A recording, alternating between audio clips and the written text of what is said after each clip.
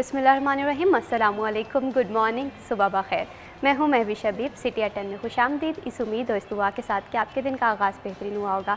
और दिन के आगाज़ को बेहतर बनाने के लिए सबसे ज़्यादा ज़रूरी होता है कि आप दूसरों के लिए खैर की दुआ मांगें और अपने लिए भी और दूसरों की बेहतरी के लिए भी काम करें। एक पॉजिटिव थाट जो है वो मॉर्निंग में आपके बहुत काम आता है। और ख़ासकर हम अगर हमारे माशरे के हवाले से बात करें तो सोसाइटी में अक्सर औक़ात हमें मदद की ज़रूरत होती है, कभी तालीम के मैदान में, कभी फाइनेंशियली हेल्प की ज़रूरत होती है।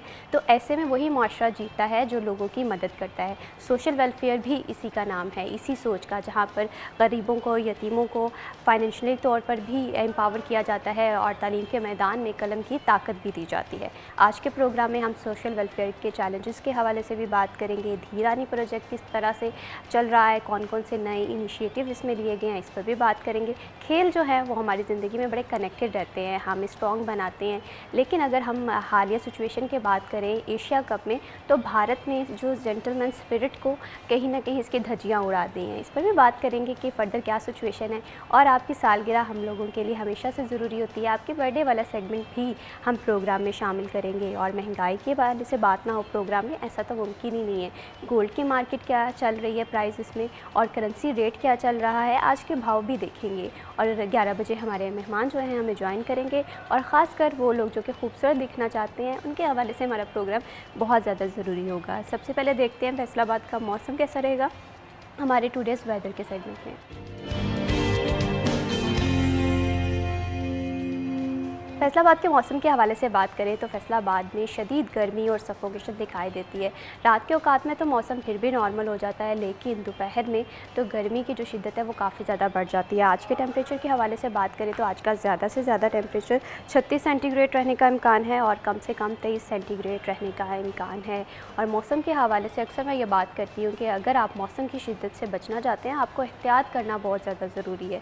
क्योंकि अगर मौसम के हवाले से बात करें तो इसकी शिद्दत हमारे कंट्रोल में नहीं होती, लेकिन हम मौसम को बेहतर बना सकते हैं, अपने दिन को बेहतर बना सकते हैं मौसम के अकॉर्डिंग प्लान करके। छोटी छोटी सी एहतियाती तदाबीरें होती हैं, अगर हम इसे अपनी ज़िंदगी में शामिल कर लें तो कोई भी मौसम हम पे असरअंदाज नहीं होता।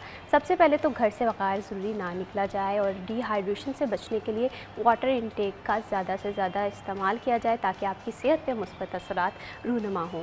बढ़ाते हैं प्रोग्राम को आगे, अब बात करते हैं सोशल वेलफेयर के हवाले से भी, क्योंकि सोशल वेलफेयर हमारे माशरे का एक दिल है। और दिल अगर बीमार हो तो हमारे जो तमाम तर बॉडी के ऑर्गन होते हैं वो सही से काम नहीं करते। और ऐसे में सोशल वेलफेयर के चैलेंजेस क्या है, इस पर भी बात करेंगे। और दूसरी जानिब खेल बहुत ज़्यादा ज़रूरी होते हैं, खेल के मैदानों में क्या क्या चैलेंज है, एशिया कप के हवाले से भी बात करेंगे, रिसेंटली सिचुएशन क्या हुई है।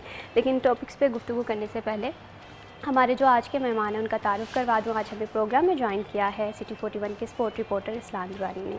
अस्सलाम वालेकुम। जी वालेकुम। कैसे हैं इस्लान? मैं ठीक, आप बताइए। अल्हम्दुलिल्लाह, थैंक यू सो मच इस्लान for joining us in this program. और इन्हीं के साथ हमें ज्वाइन किया है मरियम रज़ा ने, सिटी 41 के रिपोर्टर है। अस्सलाम वालेकुम। वालेकुम अस्सलाम। कैसे हैं मरियम? अल्हम्दुलिल्लाह ठीक ठाक, आप सुनाएं? अल्हम्दुलिल्लाह, thank you so much for joining us in this program. Arsalan, सबसे पहले आपसे गुफ्तगू का आगाज़ करेंगे। अब जो एशिया कप में हुआ है वो पूरी दुनिया ने देखा है कि भारत ने एक ऐसी सिचुएशन क्रिएट की, ट्रॉफ़ी नहीं ली। ACC सदर मोहसिन नकवी साहब वहाँ पर मौजूद रहे और उनका बड़ा दिल था। और ऐसे में अब भारत जो है वो मिन्नत तरले पे उतर आया। ये सिचुएशन क्या है? मैं तो बहुत इंजॉय कर रही हूँ अब इस चीज़ को।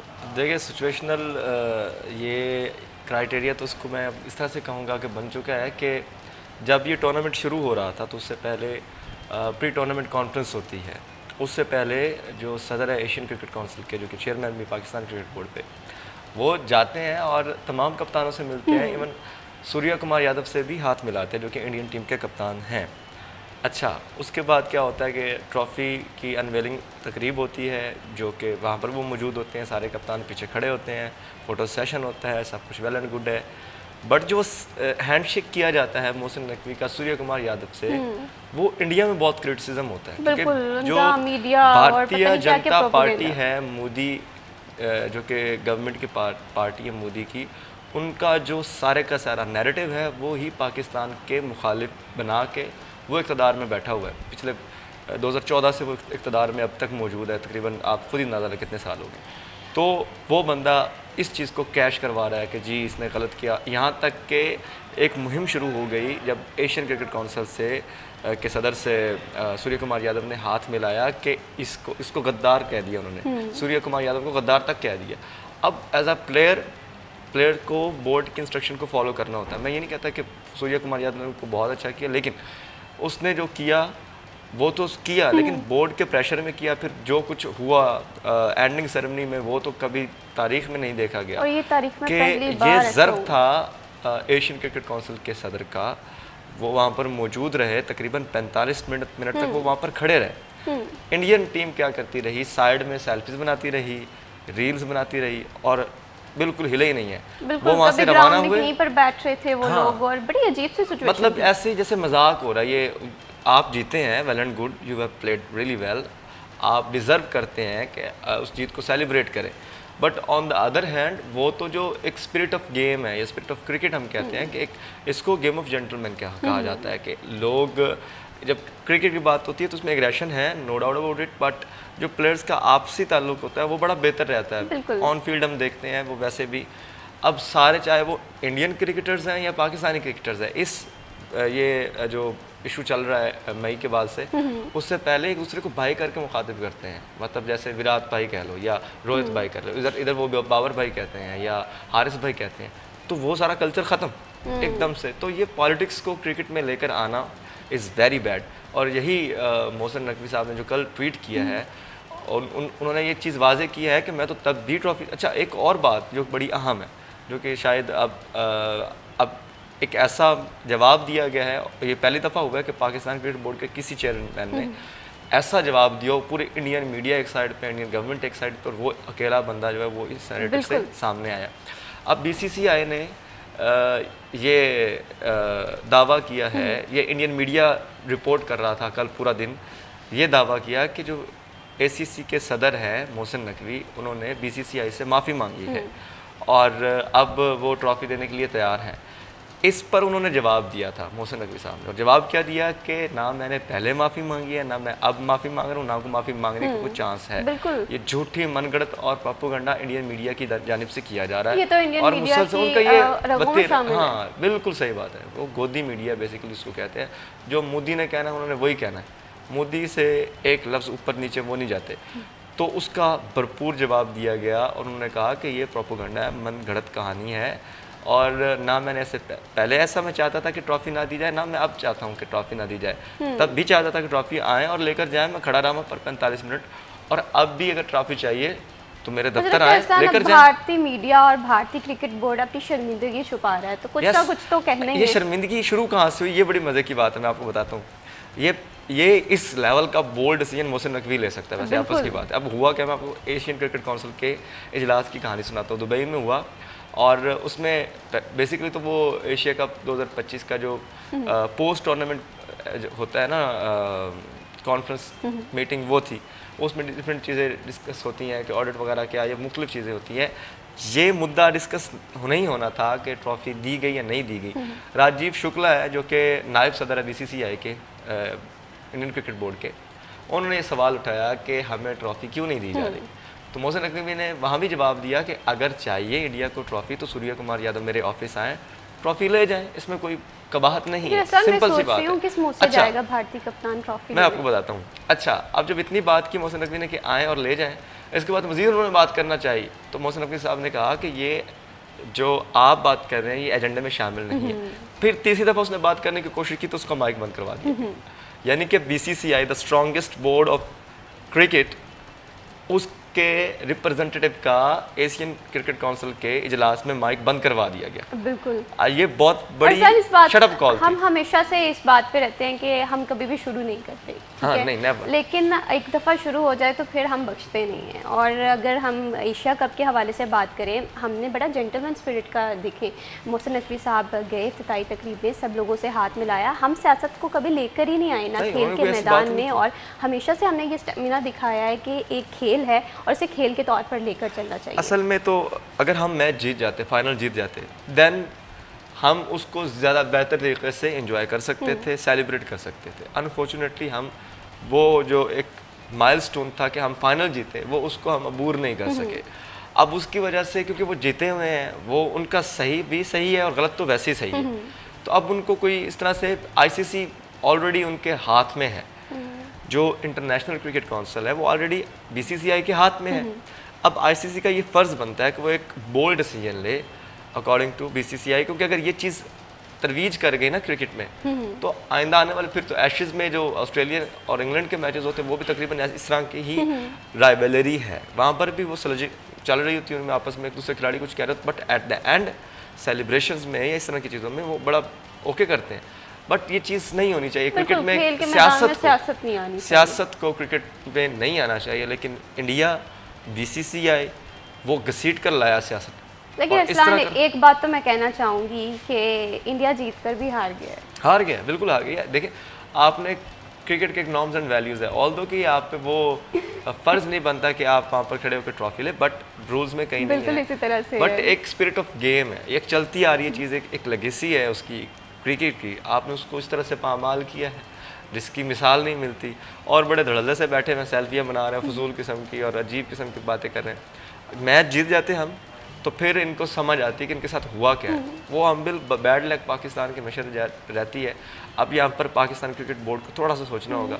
लेकिन अरसान, यहाँ पर मैं फिर मोहसिन नकवी साहब को खराज तहसीन पेश करना चाहती हूँ। जिस तरह से उन्होंने एशिया कप में कहा कि टीम को जो करना है कर लो, मैं आप लोगों के साथ हूँ, ये बड़ी स्पोर्ट की बात होती है। और अगर ऐसी स्पोर्ट क्रिकेट टीम को मौजूद है तो क्रिकेट टीम को चाहिए कि वो बहुत अच्छे से काम करें।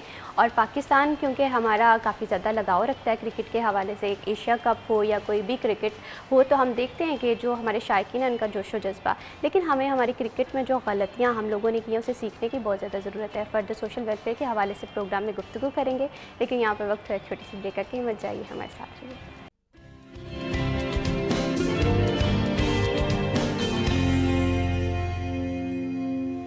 Welcome back. सिटी एट 10 में बात करते हैं सोशल वेलफेयर के हवाले से। सोशल वेलफेयर किसी भी सोसाइटी के लिए बहुत ज़्यादा ज़रूरी होता है। वहाँ पर एम्पावरमेंट के हवाले से फाइनेंशियल मसाइल, क्योंकि लोगों के आजकल के दौर में बहुत ज़्यादा है, वो माजूर अफराद हों, वो ख़वातीन हों, तो ऐसे में सोशल वेलफेयर डिपार्टमेंट के अपने मसाइल अगर हल नहीं होंगे तो हम देखेंगे कि सोसाइटी में बेहतरी नहीं आएगी। तो मरियम रज़ा, यहाँ पर मैं आपसे ये जानना चाहती हूँ, सोशल वेलफेयर एक अहम इदारा है, इसकी इंपॉर्टेंस से कोई निगलेक्ट नहीं कर सकता या कोई दूसरी राय नहीं रख सकता, तो सोशल वेलफेयर के क्या क्या मसाइल हैं? सबसे पहली बात है कि महविश बहुत ज़्यादा शुक्रिया आपका। सोशल वेलफेयर जिस तरह से आप पहले भी बात करी थी कि उसका होना किसी भी सोसाइटी के अंदर बड़ा ज़रूरी होता है, क्योंकि जितने भी हमारे सोशल इश्यूज़ हैं उनको सॉल्व आउट भी किया जाता है, उनकी तरफ नज़रसानी भी की जाती है। और जो हमारी आम सोसाइटी में लोग होते हैं जिनकी मुश्किलात भी ऐसी होती हैं जिनके लिए आप एक मखसूस बजट रखते हैं तो उनकी आसानी हो सकती है, अदरवाइज़ उनको एक एक करके सॉल्व आउट नहीं किया जा सकता। उसके अंदर भी सोशल वेलफेयर हमें जो है वो पेश नज़र आता है। अगर हम आज से 2 साल पहले की बात कर लें तो ये इदारा बिल्कुल ख़त्म हो चुका हुआ था। कहने के लिए सिर्फ एक बिल्डिंग मौजूद थी और वहाँ पर चंद अफसरान जो थे वो मौजूद थे, और यूँ लगता था कि जैसे अब इस इदारे को दोबारा पलट के नहीं पूछा जाएगा, और इस इदारे के थ्रू जो काम होते थे स्पेशली स्पेशल अफराद के लिए या माजूर अफराद के लिए वो अब नहीं होंगे। लेकिन नून लीगी हुकूमत जब से आई है पंजाब के अंदर, तो उसके अंदर ये सबसे एक अच्छी चीज़ जो हमने देखी है कि सोशल वेलफेयर के अंदर काफ़ी चेंजेस आए हैं। बिल्कुल, वहाँ पे चीज़ें अपडेट हुई हैं। ख़ास तौर पर बहुत से प्रोजेक्ट जो हैं वो वहाँ पर शुरू किए गए हैं, जिनके अंदर हमारे स्पेशल अफराद हैं, हमारी ख़वातीन के लिए उसके अंदर है, और जो आम शहरी हैं उनके लिए भी उन्होंने नए प्रोजेक्ट जो हैं वो शुरू किए हैं और उनके थ्रू वो काम हो रहा है। तो एक तो ये हो गया कि उस इदारे के अंदर एक जान सी पड़ गई है। और जो आपने बात की कि उसके अंदर कौन से ऐसे मसाइल हैं जो भी मौजूद हैं, बहुत से ऐसे मसाइल हैं जो भी मौजूद है, इवन दो कि उस इदारे को इतने फंड्स दिए गए हैं कि वो आसानी कर सके, लेकिन उसके जो अपने मसाइल हैं वो वहाँ के वहीं। और अगर फंड्स के मसाइल मरियम हल हो जाएं तो तमाम तर चीज़ें एटलीस्ट एक डायरेक्शन में आ जाती हैं। आजकल जो सबसे बड़ा मसला वहाँ पर ये चल रहा है कि चिल्ड्रन होम इदारा है जो सोशल वेलफेयर का ही है, वहाँ पर मार्च के महीने के अंदर जो हमारा टर्बाइन सिस्टम होता है, यानी कि मोटर होती है जो घर की, वो ख़राब होने की शिकायत जो थी वहाँ पर आ रही थी मार्च के महीने में। तो सोशल वेलफेयर की जानिब से बिल्डिंग डिपार्टमेंट को इस बारे में दरख्वास्त दी गई कि भाई इसको आके ठीक कर दें, क्योंकि यहाँ पर इस बिल्डिंग के अंदर मुकीम बच्चे हैं जिनके वालिदैन नहीं हैं, उनको हम यहाँ पर लुक आफ्टर करें, उनका पढ़ाई, उनकी तमाम चीज़ें यहाँ पर लाइफ सर्कल है। खैर बिल्डिंग डिपार्टमेंट की जानिब से कहा गया कि मार्च से लेके मई तक के 2 माह में हम आपका ये काम ठीक कर देंगे।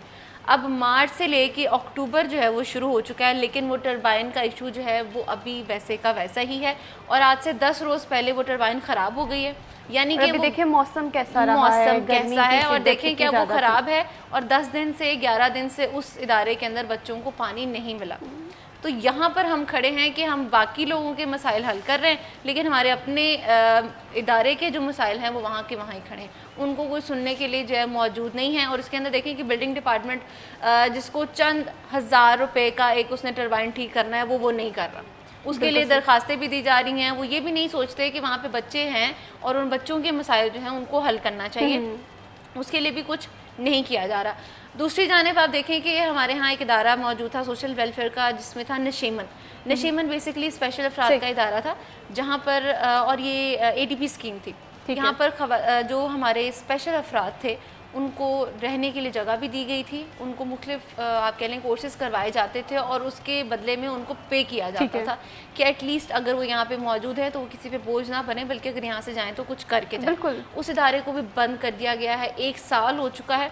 अब देखें कि इसके अल्टरनेट उन्होंने क्या किया है कि उन स्पेशल अफराद को हिम्मत कार्ड में रजिस्टर कर पैसे देना शुरू कर। लेकिन भैया हिम्मत कार्ड भी एक अच्छा प्रोजेक्ट है, लेकिन एम्पावरमेंट के हवाले से मुझे लगता है नशेमन बहुत ज़रूरी है। बिल्कुल ज़रूरी है। देखिए वहाँ पर एक सक्सेस स्टोरी थी कि एक शख्स था, वो स्पेशल था, उसका कद छोटा था, हाथ भी छोटे थे और उसने वहाँ पे सिलाई सीखी और उसके बाद वो दर्जी की दुकान पे बैठ गया और वहाँ पे अच्छा कमाने लग गया।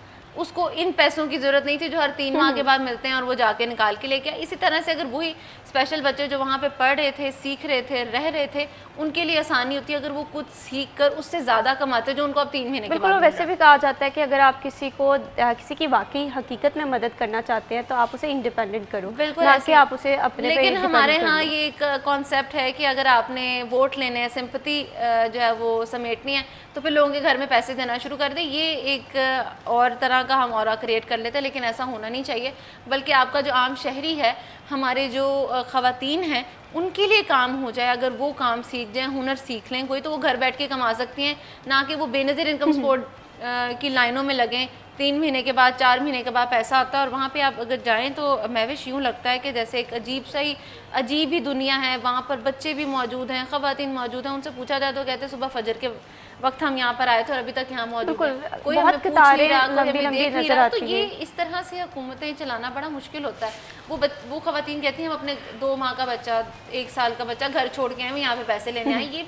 ये कैसी ज़िंदगी है कि आप अपने आप को बिल्कुल ही जो है बाउंड कर दें। यही अगर उनके लिए बेहतरी हो, उनको कोई कार्ड लगा दिया जाए या बैंक्स में उनकी रकम जो उन तक पहुँचाई जाए, तो मेरा ख्याल है उनके लिए ज़्यादा आसानी है एज़ कम्पेयर कि वो कभी किसी स्कूल में धक्के खाती हैं, कभी किसी कॉम्प्लेक्सेस में जाके धक्के खाती हैं और आप यकीन करें कि फिर उनको गाइड भी नहीं किया जाता।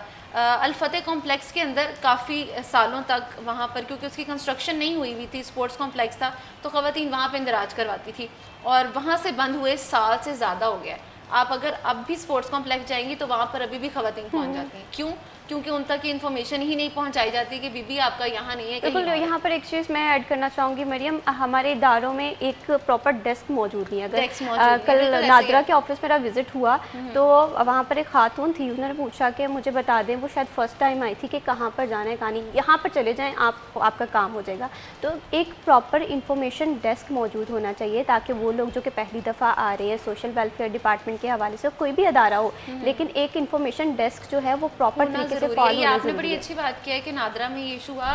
इसी तरह से मैंने बेनज़ीर इनकम सपोर्ट की जब कवरेज कर रही थी तो मैं वहाँ पर उनके पास गई जहाँ पे हो रहा था, तो मैंने उनसे पूछा कि क्या इशू चल रहा है। उन्होंने कहा हमारी डिवाइस बंद है, जब चलेगी तो कर देंगे, हो सकता है चले ही ना। तो मैंने कहा ये जो ख़वातीन का बाहर रश है इतना, आप उनको क्यों नहीं कहते कि वो चली जाएँ या कल परसों आ जाएँ? कहता हम क्या के थकी ही नहीं जाते, इनको बता के क्या करना है, कोई बात नहीं, जब थक जाएंगे तो खुद ही चली जाएंगी। हमारा ये कॉन्सेप्ट है। हम अगले बंदे को बताना भी ज़रूरी नहीं समझते। हम कहते हैं कि हमारी आवाम रुल रही है, ठीक है, रुलती रहे, खुद ही रो रो के सो जाएगी। वो जो एक बच्चा होता है ना जिसको कोई चीज़ ना दी जाए तो वो रोता रहता है और थोड़ी देर बाद खुद ही रो पिट के सो जाता है। तो इन्होंने, हमारे हुक्मरान ने हमारी आवाम को इसी तरह से समझ दिया कि खुद ही रोती रहेगी, पिटती रहेगी, एक दूसरे को लूटती रहेगी और उसके बाद खुद ही सो जाएगी या खुद ही चुप कर जाएगी। तो ये हमारे लिए खुद एक बिल्कुल, वहाँ पर मुझे ये रियलाइज़ हुआ कि इतनी मदद तो हम किसी स्ट्रेंजर से भी पूछ लें, अगर उससे भी रास्ता पता होता है वो भी बता देता है। इन लोगों की तो ड्यूटी है और ये अपनी ड्यूटी को उस तरह से पूरा नहीं कर रही। तो चले जाएं, आपको बता ही देगा कोई कुछ। अच्छा, इस तरह के इदारों में एक और भी होता है कि आपको सही से बताया नहीं जाता। पहले कहा जाता है इस इदारे में चले जाएं, आपके लिए आसानी हो जाएगी, ना डॉक्यूमेंट्स बताए जाते हैं, और उसके बाद वो बेचारा जो वहाँ 200, 300, 400 का जितना भी खर्चा लगा के आया था, उसको वहाँ जाके पता चलता है आपका तो ये भी डॉक्यूमेंट नहीं है, ये भी डॉक्यूमेंट नहीं है। वो लेके आएंगे तो फिर आप आ सकेंगे। तो हमारे यहाँ ये बड़ा इशू रहता है कि अगर आपने यही कोई बेहतर टैक्स लगाया हो, इन्फॉर्मेशन लोगों तक पहुँचाई हो, तो मेरा नहीं ख्याल कि लोग वहाँ बेचारे इतना किराया लगा के आए और उसके बाद पता चलता है कि भाई आपके पास बिल्कुल ऐसे ही। आप इस बात से एग्री करती होंगी मरियम, हिम्मत कार्ड के रजिस्ट्रेशन के लिए लोगों को बड़े मसाइल का सामना करना पड़ा है। बिल्कुल ऐसे ही है। हिम्मत कार्ड का अब इस वक्त तीसरा फेज़ जो है वो शुरू हो गया है। कल से हिम्मत कार्ड लोगों को मिलना शुरू हो जाएगा, तहसील साइड पे भी और सिटी साइड पे भी। वहाँ पे जितने भी स्पेशल अफराद हैं जिन्होंने अपना इंदराज करवाया था, जो नए थे पुराने थे, उनको उनकी अहलियत के मुताबिक उनके जो कार्ड्स हैं उनमें रकम मौसूल हो जाएगी। तो ये है कि हिम्मत कार्ड को हमने उस तरह से लोगों को रुलते नहीं देखा जिस तरह से हमने बेनज़ीर इनकम सपोर्ट में ख़वातीन को रुलते देखा है, और वो स्टिल इस वक्त रुल रही हैं। अभी तक उनकी वही परेशानी है, उनको कोई बताने वाला नहीं है, कोई पूछने वाला नहीं है। आप देखिए रिटेल दुकान पे जो दुकानदार बैठा होता है उसको पूरी इन्फॉर्मेशन का नहीं पता होता। वो सिर्फ कार्ड पकड़ता है, कार्ड में से पैसे लेता है और खातून को देता है। अगली दूसरी बात अगर खातून उससे को पूछ लेती है तो उसको पता ही नहीं है कि इस बात का मकसद क्या है और ये बात उसकी कैसे पूरी होगी। वो कहेगा बीबी पता कर लो, यहीं कहीं होगा। ये बड़ा मसला है। देखें, एक आपने नादरा ने एक डिवाइस एक दे दी है एक बंदे को, उसको पता होना चाहिए एक बैंक के साथ आप कनेक्टेड हैं, आप उस बंदे को दें जो अहल हो, जिसको पता हो कि यार वाकईतन इस बंदे के पास ही जाएगा तो उनके साथ ख़वातीन के साथ कोई प्रॉब्लम नहीं होगा या उन ख़वातीन के पैसे जो हैं वो नहीं निकाले जाएंगे। लेकिन हमारे यहाँ कहानी कुछ और नज़र आती है। पैसे भी लिए जाते हैं और फिर उसके बाद ये होता है कि वो जो दुकानदार होता है उसको कुछ पता भी नहीं होता कि खातून ने कहाँ से इंदराज बिल्कुल इसी तरह से। और कुछ जगह पे मरियम शायद हम एक दफ़ा प्रोग्राम में ही बात करे थे बेनज़ीर इनकम सपोर्ट के हवाले से, जब ख़वातीन पैसे विड्रॉ करवाने जाती हैं वहाँ पर उनसे एक्स्ट्रा चार्जेस लिए जाते हैं। और आप देखें कि उनके अपने जो लोग हैं, उनके अपने अफसरान हैं, वो इस बात से बड़े वाकिफ़ है। मैंने उनकी डिप्टी डायरेक्टर से पूछा कि भी ख़वातीन कहती हैं यहाँ पे कि ये वाला दुकानदार, ये इस इलाके का ये दुकानदार, बाकायदा नाम लिया जाता है, दुकानदार का नाम बताया जाता है कि ये बंदा इतने पैसे चार्ज करता है, अगर नहीं करता या नहीं देते तो हमारे पैसे हमें नहीं मिलते। तो उसका बड़ा स्ट्रेट फॉरवर्ड सा जवाब था। उसने कहा हाँ मरीम हमें पता है लेकिन हम कुछ कर नहीं सकते, हम कोई एक्शन नहीं। कितने लोगों के खिलाफ उसने कहा एक्शन लेंगे हम। बिल्कुल। और जब तक हमारे मुल्क से ये रिश्वत का जो कारोबार है ना ये ख़त्म नहीं होगा तो हम सही मायनों में तरक्की नहीं कर पाएंगे। फर्दर भी सोशल वेलफेयर के हवाले से और क्रिकेट के मैदानों के हवाले से बात करेंगे, लेकिन यहाँ पर वक्त हुआ एक छोटी सी ब्रेक का। कि मत जाइए, हमारे साथ रहिए।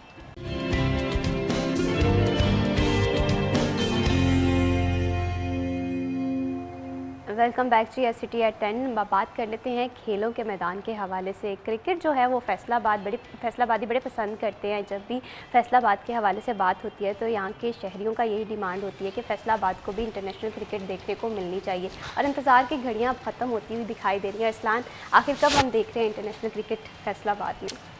ये वो सवाल है जो कि मैं बहुत सुनता था, और फील्ड में या फिर यहाँ पर भी बैठे हुए सब पूछते थे यार कब आएगी इंटरनेशनल क्रिकेट, कब आएगी। तो अब फाइनली इंटरनेशनल क्रिकेट फैसलाबाद में वापस हो रही है आफ्टर 17 ईयर्स। और 4, 6 और 8 को यहाँ पर मैचेस होंगे, वनडे मैचेस होंगे। पूरी की पूरी सीरीज़ फैसलाबाद में होनी है। जो प्री सीरीज़ कॉन्फ्रेंस है वो भी यहीं पर होगी, जो पोस्ट सीरीज़ कॉन्फ्रेंस है वो भी यहाँ पर होगी। इफ्तिताई तकरीब होती है जिसमें ट्रॉफ़ी अनवील की जाती है, वो भी यहाँ पर होगी। और जो एंडिंग तकरीब है, यानी जैसे अभी एशिया कप में सारा कुछ हुआ है ना, वो सारा इधर ही होगा, क्योंकि वो पर्टिकुलरली ओडीआई सीरीज़ जो कि 3 मैचेस पर मुश्तमिल है, वो सारी की सारी यहाँ पर होनी। तो ये एक अच्छा साइन है, एक अच्छा फैसला है पीसीबी का, कि पीसीबी ने फैसलाबाद को रिकगनाइज़ किया है।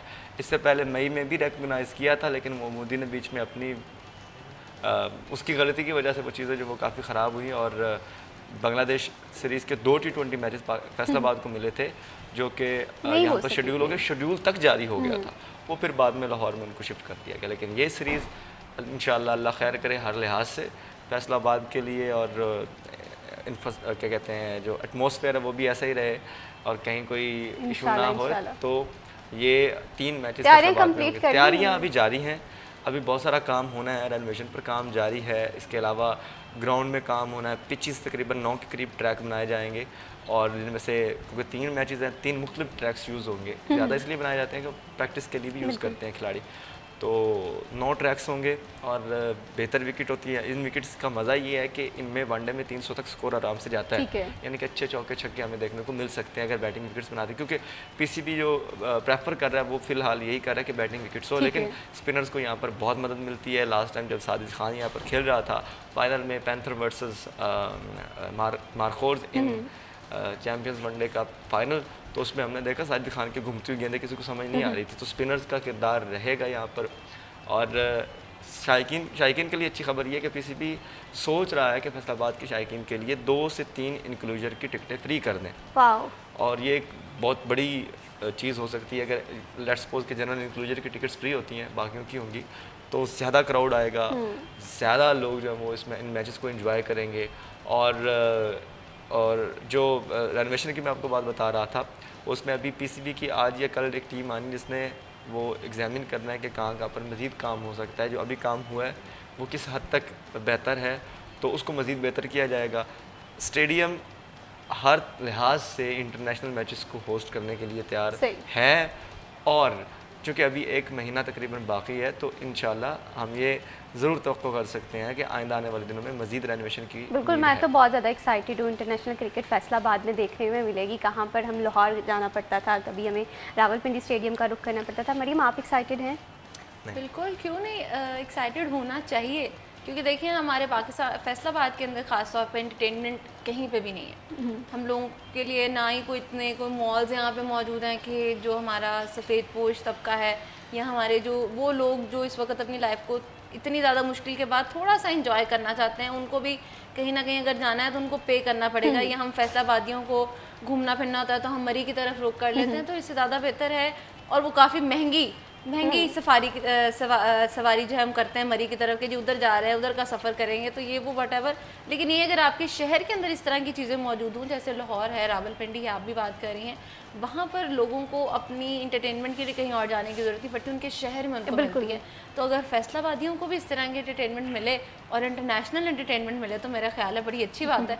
और इसके अंदर ख़वातीन भी बड़ी एक्साइटेड होती हैं, क्योंकि उनको भी एक एंटरटेनमेंट की वजह मिल जाती है, घर से बाहर निकलने की वजह मिल जाती है। ख़ास तौर पर वो ख़वातीन जिनके जो शौहर हज़रात हैं या वालिद हैं वो शौकीन होते हैं क्रिकेट के, तो अगर वो जाएंगे तो इसका मतलब है कि फिर घर की जो ख़वातीन है वो भी इस चीज़ को एंजॉय करने के लिए जाएंगे। 17 साल ये एक ह्यूज टाइम पीरियड होता है, टाइम फ्रेम होता है, बहुत लंबा अरसा है कि जिसमें फैसलाबाद को ये कभी मौका मिला ही नहीं है। तो अगर अब मिला है तो इसका फ़ायदा फैसलाबादियों को अपनी एंटरटेनमेंट के लिए भी उठाना चाहिए।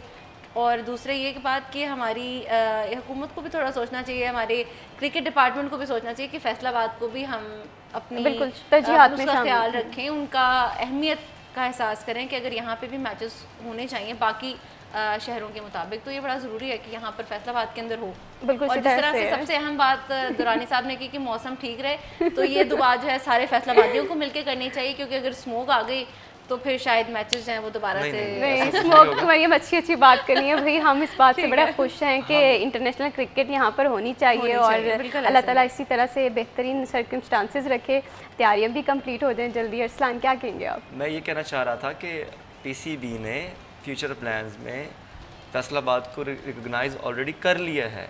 ये सिर्फ आप ये ना सोचिए कि south Africa versus Pakistan series के ओडीआई सीरीज़ के यहाँ पर 3 मैचेस हो रहे हैं।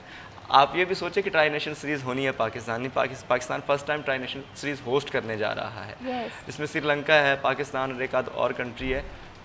तो पीसीबी ये भी गौर कर रहा है कि ट्राई नेशन सीरीज़ के मैचेस भी यहाँ पर फैसलाबाद इकबाल स्टेडियम को दिए जाए। डिपेंड्स ऑन द क्राउड, जो कि जिसने ये साबित कर दिया था चैम्पियंस वनडे कप में भी, सबसे ज़्यादा क्रिकेट पाकिस्तान में क्रिकेट से मोहब्बत करता है ना, तो वो फैसलाबाद का फैसलाबाद में मौजूद है। एंड एग्जैक्टली अब उसी का समर मिला। वो बेशक शेड्यूल जारी हो गया था 2 T20 के जो बांग्लादेश ने खेलने थे आके, वो चाहे नहीं हुए, लेकिन अब ये साउथ अफ्रीका सीरीज़ के मैचेस हैं, फिर ट्राई नेशन सीरीज़ है।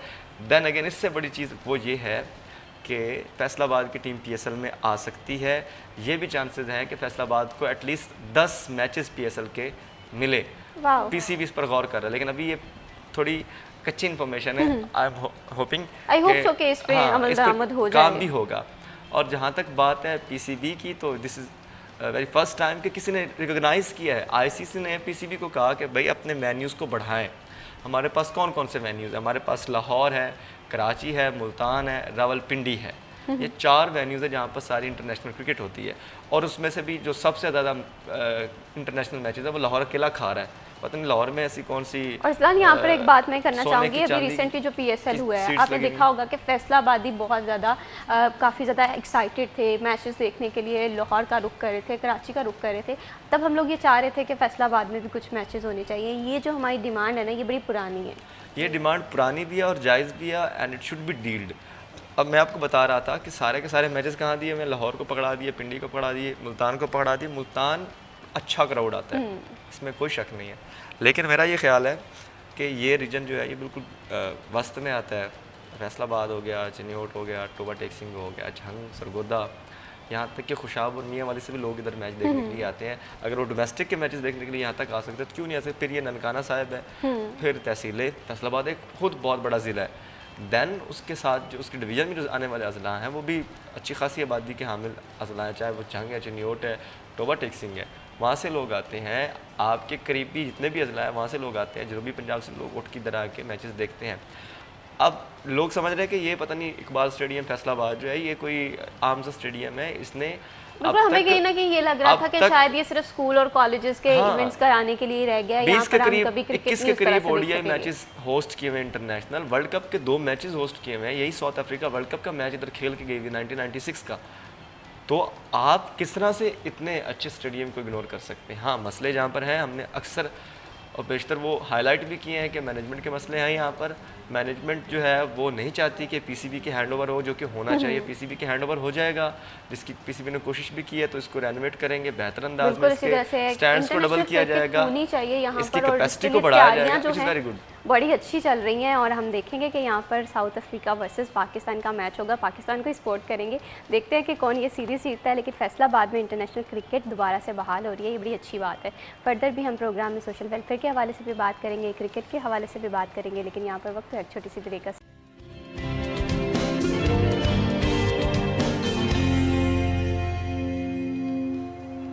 वेलकम बैक जी। अब बात कर लेते हैं गोल्ड मार्केट में गोल्ड रेट क्या चल रहा है। अगर ये कहें कि गोल्ड के प्राइस को पढ़ लग गए तो गलत नहीं होगा, और मैं यही बात करी थी कि जब हमारी बारी आई गोल्ड ख़रीदने की तो गोल्ड जो है वो महंगा होता हुआ दिखाई दे रहा है। आज की प्राइस के हवाले से बात करें तो आज 1 तोला प्राइस जो है मार्केट में गोल्ड की वो 4,03,000 चल रही है।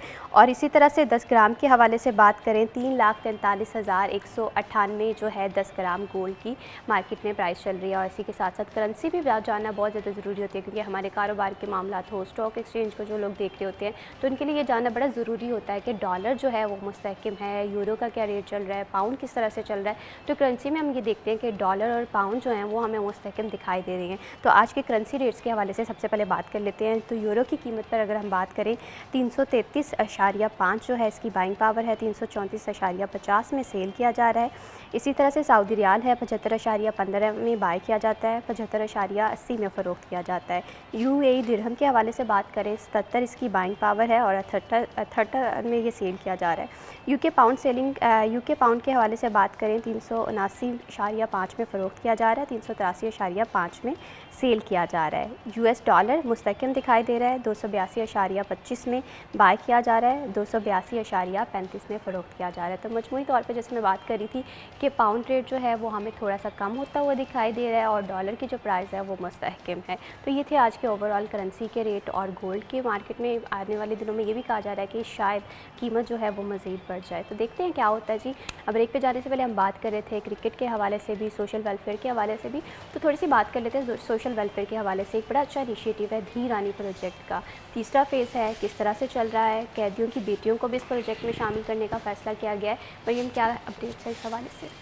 बेसिकली इसमें ये है कि देखें सोशल वेलफेयर के जितने भी प्रोजेक्ट शुरू किए जाते हैं जो ख़ास तौर पर स्पेशल अफराद से हटकर हैं, उनके अलावा जो प्रोजेक्ट्स हैं वो ख़ास तौर पर तमाम शहरियों के लिए होते हैं। और तमाम शहरियों के अंदर हमारे जो कैदी भाई हैं जो इस वक्त जेलों के अंदर कैद हैं वो भी उसी में शामिल होते हैं, उनकी फैमिलीज़ भी उन्हीं में शामिल होती हैं। तो सोशल वेलफेयर की जानिब से, उनके सेक्रेटरी की जानिब से इस हवाले से ज़ोर दिया गया था कि जो जेलों में मुकीम इस वक्त कैदी हैं उनकी फैमिलीज़ को जो है वो देखा जाए, उनको देखा जाए कि उनकी बेटियां जिनकी शादी होने वाली है उनको भी इसमें हम ऑब्लाइज कर सकें।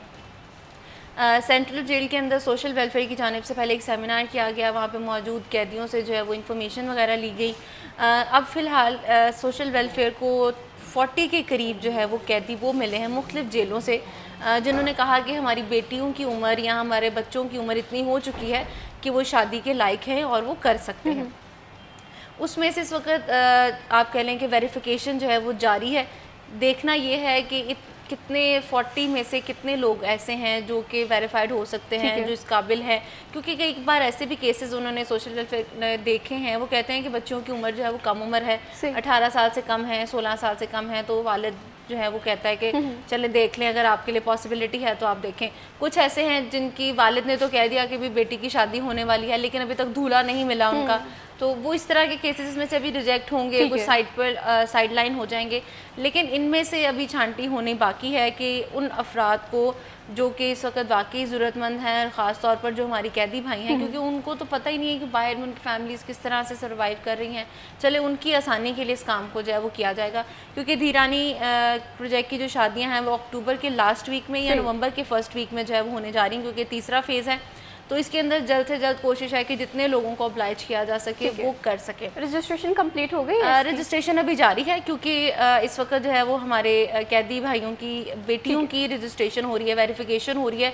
उसी सिलसिले में तहसील और सिटी साइड पर जितने केसेस हैं वो आ रहे हैं। करिएगा कि जैसे हमने 2 फेजेस देखे हैं, इसमें बाकी लोगों को भी शामिल किया गया है, तो ये तीसरा फेज ये स्पेसिफिकली कैदियों की बेटियों के लिए है कि इसमें बाकी लोग भी फैसिलिटीज? नहीं, इसमें बाकी लोग भी बिल्कुल फैसिलिटी जो है वो हासिल कर सकते हैं, लेकिन जो आप कह लें कि जो बाकी आम अफराद है वो तो वैसे भी आ ही रहे थे, उन्होंने वहाँ पर रजिस्टर होना ही था।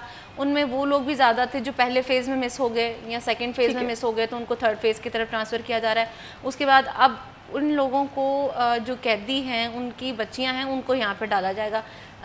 देखिए यहाँ पर तादाद लोग उनकी जो 40 है वो कम होती होती मैक्सिमम आप कह लें 5 या 6 तक जाएगी, क्योंकि कई लोग ऐसे हैं, क्योंकि कैदी ने तो बैठ के कह दिया जेल में कि ठीक है आप कर लें, लेकिन हमारे यहाँ जो सफ़ेद पोश लोग हैं या जो बहुत हमारा फैमिली एक स्ट्रक्चर सा है, उसमें लोग इज्तिमाई शादियों को बुरा समझते हैं। वो कहते हैं नहीं जी हमने वहाँ नहीं करनी, हालांकि ये बड़ा गलत है। आपने शादी करनी है, हमारे इस्लाम में ये नहीं कहा गया कि आपको कोई 10,000 लोग बुलाएंगे तो आपकी शादी होगी। वो 2 लोगों के साथ भी हो सकती है और बड़ी सादगी के साथ हो सकती है, लेकिन हमारे यहाँ ये एक अजीब सा ही थॉट है कि नहीं जी इतने लोग आएंगे तो शादी नहीं होना चाहिए, क्योंकि आज के दौर में शादी करना बड़ा मुश्किल हो गया है। बिल्कुल ऐसे, वो हमने खुद मुश्किल बना दिया ना। हमें पता है कि अब अगर ये वाल इन रिश्तेदारों को नहीं बुलाया तो वो नाराज़ हो जाएंगे, उनको नहीं बुलाया तो वो नाराज़ हो जाएंगे। भाई आप अपना बजट देखें, अपनी चादर देखें, आपकी कितनी चादर है। लेकिन हम ये भूल जाते हैं, फिर हम कर्जे भी उठाते हैं, उसके बाद सारी ज़िंदगी वो कर्जे ही देते रहते हैं और बेटी अपने घर के अंदर जो है वो उससे वहाँ पर बड़ी मुश्किलात का सामना करना पड़ता है। तो जितनी चीज़ों को आसान किया जा सकता है उसको ज़रूर करें। इज्तिमाई शादियों के अंदर कोई ऐब नहीं है, बिल्कुल। इसमें सबसे अच्छी बात यह है कि आप एक तो फ्री हो जाते हैं टाइमली, और आपकी हुकूमत आपके बारे में सोच रही है। देखें जब हुकूमतें महविश बदल जाएंगी तो फिर कोई नहीं पूछेगा कि भाई धीरानी प्रोजेक्ट कहाँ पे गया, हिम्मत कार्ड प्रोजेक्ट कहाँ पे गया। फिर जो हुकूमतें आएंगी वो अपना क्रिएट करेंगी कि भाई अब ये नहीं करेंगे, लगता है कि मरियम हमारे यहाँ अगर कोई प्रोजेक्ट अच्छा चल रहा है ना, वो किसी स्पेसिफिक गवर्नमेंट के टाइम के लिए नहीं होना चाहिए। बिल्कुल जैसे धीरानी प्रोजेक्ट है, हिम्मत कार्ड है, अगर हम इसके समरात देख रहे हैं सोसाइटी में अच्छे हैं तो चाहे हुकूमत बदले दिन बदले, लेकिन ये प्रोजेक्ट्स वहीं के वहीं रहने चाहिए। लेकिन ऐसे हाँ नहीं होता, हम सिंपैथी के लिए, वोट्स के लिए ये सारा कुछ करते हैं और उसके बाद सब कुछ तब्दील हो जाता है। आप देखें कि ये जो हमारे तलबा के अंदर लैपटॉप्स तकसीम किए जाते थे, वो तब तक किए जाते थे जब तक नून लीग की हुकूमत थी। उसके बाद एक बहुत बड़ा गैप आया और अब दोबारा से शुरू है, क्योंकि वो हुकूमत दोबारा से वापस आ गई है।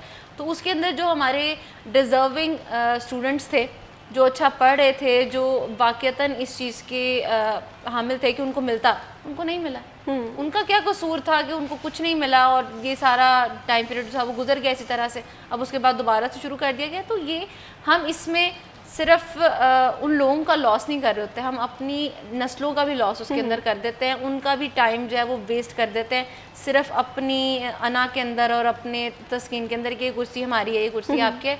थोड़ा सोचें कि आपके ही वो लोग लोगों की हैं बेहतरी जिन्होंने के लिए आपकी सोचना हुकूमत को आगे सबसे चल पहले के ज़रूरी बनाना है। और आपको वोट डालने हैं। लेकिन हम बस तभी डालते हैं, तभी इन्वेस्ट करते हैं जब हमें पता होगा कि हमें वापस मिलेगा, और वापस आपको वोट की सूरत में मिलेगा। तो ये एक सर्कल है जो आवाम और हुकूमत के दरमियान में चल रहा है। बिल्कुल इसी तरह से है। अगर मैं ये सोचती हूँ कि रियासत जो है वो माँ की तरह है, बिल्कुल और ऐसे है। अगर हम पॉलिसीज़ मुल्क के हवाले से बना रहे हैं तो वो लॉन्ग टर्म चलनी चाहिए। हाँ, जो पॉलिसी हमारी अच्छी नहीं चल रही है, जहाँ पर हमें तहफ़्फ़ुज़ात का ख़दशा है, तो वहाँ पर हम उस पॉलिसी को चेंज कर सकते हैं। इंटरनेशनल ऐसे ही क्रिकेट के हवाले से असलान बात करेंगे, पाकिस्तानी स्क्वाड की तैयारी को किस तरह से आप देख रहे हैं? अगर हम देखें एशिया कप में, तो एशिया कप में पाकिस्तान की तैयारी उस तरह से हमें नज़र नहीं आई। एक बड़े फॉर्मेट का मैच था, तो साउथ अफ्रीका वर्सेस पाकिस्तान को किस तरह से देख रहे हैं?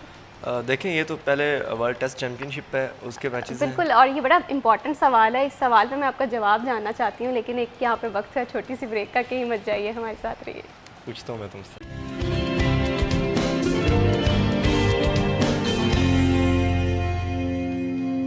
Welcome back at city at 10। अब बात कर लेते हैं कुछ किचन के हवाले से, और किचन के हवाले से अगर हम बात करें तो सब्जियों की कीमतों में रोज़ाना रद्द-बदल आता रहता है, जिसकी वजह से हमारा जो रोज़ाना का बजट है वो काफ़ी ज़्यादा मुतासिर भी हो रहा होता है। कभी कभी हमें चीज़ें नहीं पता चल रही होती कि सब्जियाँ आज किस भाव बिक रही हैं।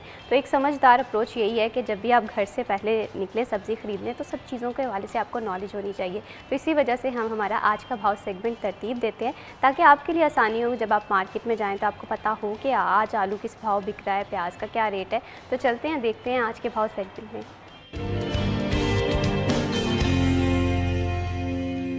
फसी नकवी हमारे साथ मौजूद है। फसी नकवी, बताइएगा कि आज सब्जियों और फलों का क्या भाव चल रहा है मार्केट में?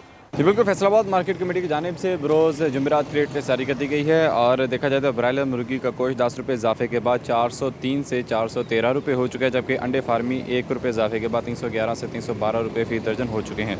आलू कच्चा छिलका जो है 75 रुपये फ़ी किलो पर कायम है। प्याज साहब का कीमत 78 रुपये पर कायम है। टमाटर साहब का कीमत 145 रुपये फ़ी किलो पर कायम है, जबकि अदरक चाइना 10 रुपये महंगा होते ही 430 से 440 रुपये हो चुका है। लहसुन हरनाई 260 रुपये फ़ी किलो पर कायम है। सब्ज़ी मिर्च 100 रुपये फ़ी किलो पर कायम है। फूल गोभी साहब का कीमत 140 रुपये फ़ी किलो पर कायम है, जबकि बंद गोभी 5 रुपये इजाफे के बाद 120-125 रुपये हो चुकी है। घिया कद्दू 5 रुपये इजाफे के बाद 130-135 रुपये हो चुके हैं। बैंगन बगैर रद्द-बदल के 90 रुपये फ़ी किलो पर कायम है, जबकि मटर की कीमत 390 रुपये फ़ी किलो है। शिमला मिर्च 220 रुपये फ़ी किलो पर कायम है, जबकि भिंडी तोरी 140 रुपये फ़ी किलो पर फ़रोख्त हो रही है। गाजर चाइना 140 रुपये फ़ी किलो पर कायम है, अरबी 80 रुपये।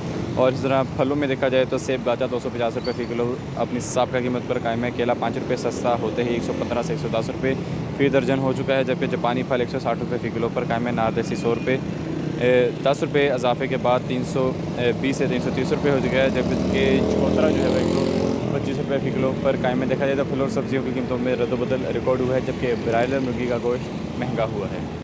बहुत शुक्रिया फसी नकवी तफसीलात से आगाह करने के लिए। अब बात करते हैं कुछ खूबसूरती के हवाले से। खूबसूरत दिखना हर खातून का ख्वाब भी होता है और ख्वाहिश भी होती है, और ख़ास तौर पे अगर इवेंट्स के हवाले से बात हो, वो शादी के दिन का इवेंट हो, वो वलीमा हो, वो पार्टी मेकअप हो, वो इंगेजमेंट का दिन हो, तो तमाम तर लोगों की यही कोशिश होती है कि वो सबसे मुनफरद दिखाई दें और सबसे ज़्यादा अट्रैक्टिव दिखाई दें। लेकिन अक्सर औकात हमें जब मेकअप ट्रेंड्स के हवाले से इन्फॉर्मेशन नहीं होती, जब हमें पता नहीं चल रहा होता है कि सोसाइटी में कौन से ट्रेंड्स चल रहे हैं, हम बहुत सारी गलतियाँ कर लेते हैं। इवन कि सैलून जाकर भी वो गलतियाँ कर देते हैं। तो इस वजह से ट्रेंड्स को फॉलो करना बहुत ज़्यादा ज़रूरी होता है, और अच्छी तस्वीरें भी तो लेनी है। अच्छी तस्वीरों के लिए भी अच्छा मेकअप बहुत ज़्यादा ज़रूरी होता है। तो आज के हम प्रोग्राम में बात करेंगे पार्टी मेकअप के हवाले से भी, वलीमा लुक के हवाले से भी, और स्किन को किस तरह से प्रिपेयर करना है मेकअप करने के हवाले से। ये बड़ा अहम पॉइंट होता है जिसे हम सबसे ज़्यादा नज़रअंदाज करते हैं। इस पर हम बात करेंगे, और इस पर हमें बात करने के लिए जिस शख्सियत ने ज्वाइन किया है, उनके हाथों में बड़ा जादू है। वो मेकअप टिप्स जो बताती हैं या जो मेकअप करती हैं, वो इंसान की शख्सियत को चार चांद लगा देती है। मैं बात कर रही हूँ निदा सहर की, बहुत ही माहिर ब्यूटिशियन है फैसलाबाद की। अस्सलाम वालेकुम। वालेकुम सलाम। कैसी हैं निदा आप? मैं ठीक, आप बताएं कैसी हैं? अल्हम्दुलिल्लाह मैं बिल्कुल ठीक हूँ। Thank you so much Nida, आपने हमारे प्रोग्राम के लिए वक्त निकाला। thank you। निदा, सबसे पहले तो मेकअप जो है ना, मैं समझती हूँ ख़वातीन का बड़ा फेवरेट है, और होना जी, भी बिल्कुल चाहिए। ऐसे हम ही। लोगों का हक है खूबसूरत दिखना और मेकअप करना, लेकिन अक्सर हम स्किन को प्रिपेयर नहीं कर पाते हैं। अगर हमारी स्किन प्रिपेयर नहीं होती तो मुझे ये लगता है कि मेकअप उस तरह से फिट नहीं बिल्कुल बैठता। ऐसा ही है, इस बिल्कुल हवाले ऐसा से बताएं कि मेकअप के लिए सबसे पहले स्किन को किस तरह से प्रिपेयर किया जाए। देखिए हमारे जो समर विंटर ये डिफरेंट है, ठीक है। हम लोग सोशल मीडिया पे वीडियोस देखते हैं, वो प्राइमर लगा रहे हैं, मॉइस्चराइज़र लगा रहे हैं, ठीक है, सीरम्स लगा रहे हैं, वो बहुत सारी चीज़ें लगा के ना एक ही पर्सनैलिटी को जो है वो समझते हैं कि बस इसी के साथ ना सारी प्रोडक्ट्स एक ही जो है ना मतलब कि लगनी है एक ही फेस पे, लेकिन ऐसा नहीं होता। सबकी स्किन डिफरेंट है, ठीक है। उनको सबको जो है डिफरेंट टाइप्स के साथ जो है ना हम प्राइमर लगाएंगे, डिफरेंट जो है मॉइस्चराइज़र लगाएंगे। ड्राई स्किन है, ऑयली स्किन है, उसके हिसाब से हमने देखना है। अब जो आउट ऑफ कंट्री में हम चले जाएं, वहाँ पे जो है सर्दी बहुत ज़्यादा होती है, तो वो हम लोग समझते हैं वीडियोस पे देख के मॉइस्चराइज़र करना बहुत ज़रूरी है, लेकिन कुछ पाकिस्तान जो है ना, पाकिस्तान में जो है एशियन टोन है, तो कुछ ऐसे लोग होते हैं, ऐसी ब्राइड्स होती हैं जिनके हमने पार्टी मेकअप्स करने होते हैं ना, उनकी ये होती है स्किन कि आपको मॉइस्चराइज़ करने की नहीं ज़रूरत होती है, ठीक है। जिनकी बहुत ज़्यादा ऑयली स्किन होती है, हम उनको प्राइमर लगाएंगे, ठीक है, उनको बल्कि आइस देंगे, ठीक है, उनको ट्रीटमेंट्स देंगे, स्पेशली ब्राइड्स को, क्योंकि आगे जो है वो शादियों का सीज़न है, ठीक है। तो उसके लिए तो मैं यही रेकमेंड करूँगी कि आप सबसे पहले ब्राइड के जो है वो ट्रीटमेंट की ज़रूरत है तो उस पर फोकस करें, आप स्किन टू अकॉर्डिंग वर्क करें। ये नहीं है कि आप जो है अगर उसकी ऑयली भी स्किन है तो आप जो है मॉइस्चराइज़र ही जो है वो यूज़ बिल्कुल, हम एक ही ट्रेंड को फॉलो करते रहते हैं, ये नहीं पता चलता कि हमारी स्किन क्या है। हम लोग एक वीडियोस देख के जो है वो फॉलो कर लेते हैं, बस सबकी स्किन पे यही चीज़ चल रही है, लेकिन ऐसा नहीं होता। हर स्किन टाइप पे अलग जो है मेकअप होता है, डिफरेंट जो है मॉइस्चराइज़र होता है, डिफरेंट प्राइमर यूज़ होता है, ये सारी चीज़ें। अब पार्टी मेकअप में ज़्यादा हैवी नहीं चाहिए होता है बेस, ब्राइड्स में जो है वो हैवी चाहिए होती है लुक, तो उसके लिए हमें जो हैवी प्रिपरेशन जो है वो करनी पड़ती है। उसको जो हैवी जो है उसका जो है वो मॉइस्चराइज़ करना पड़ता है, प्राइम जो है वो यूज़ करना पड़ता है, ठीक है।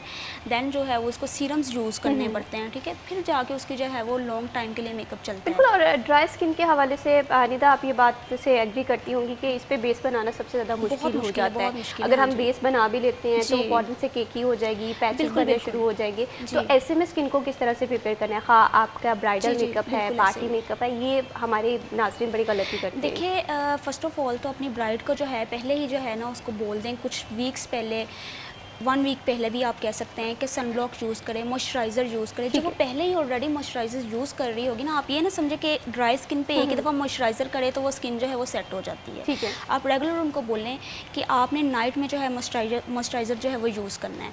उसकी रीज़न ये है कि आप मेकअप आपने उन्होंने वो नहीं रेडी किया ना, आपने उनका फेस जो है वो नहीं उन्होंने कंसल्ट किया आपसे, उनको नहीं बताया आपने उनको, तो आप ऑन द स्पॉट जो है अगर मॉइस्चराइज़र लगाते हैं और ड्राई स्किन इतनी है तो वो एकदम से आपकी जो है वो स्किन जो है ना वो बैलेंस में नहीं आएगी। आप उसको 2-4 दिन पहले या 1 हफ़्ते पहले उनको बताएं कि हमने जो है मॉइस्चराइज़र आप जो है वो यूज़ करें, रेगुलर नाइट में यूज़ करें और मेकअप यूज़ ना करें, ताकि उनकी जो है ऑन द स्पॉट जब हम मेकअप कर रहे हों, ब्राइडल मेकअप या वलीमा मेकअप कर रहे हों ना उनका, तो उनकी प्राइमर लगाएं या मॉइस्चराइज़र लगाएं तो उनकी स्किन जो है वो लॉक हो जाए। बिल्कुल इसी तरह से। और हमारे यहाँ अमूमन क्या होता है कि जो दुल्हन होती है वो सारा दिन या तो बाजार में नज़र आ रही होती है या उसने दुपट्टे डाई कराने होते हैं, लेकिन सबसे ज़्यादा ज़रूरी होता है अपनी स्किन का ख्याल रखना। और ऐसे में हम स्किन का ख्याल क्या समझते हैं कि नाइट क्रीम एक यूज़ कर ली है, बड़ी बात है, और इससे हमारा जो मेकअप है वो फिट बैठ जाएगा, लेकिन नाइट क्रीम के साथ साथ आपको स्क्रबिंग की भी ज़रूरत होती है, आपको क्लींजिंग की ज़रूरत होती है। मैं तो यही कहूँगी कि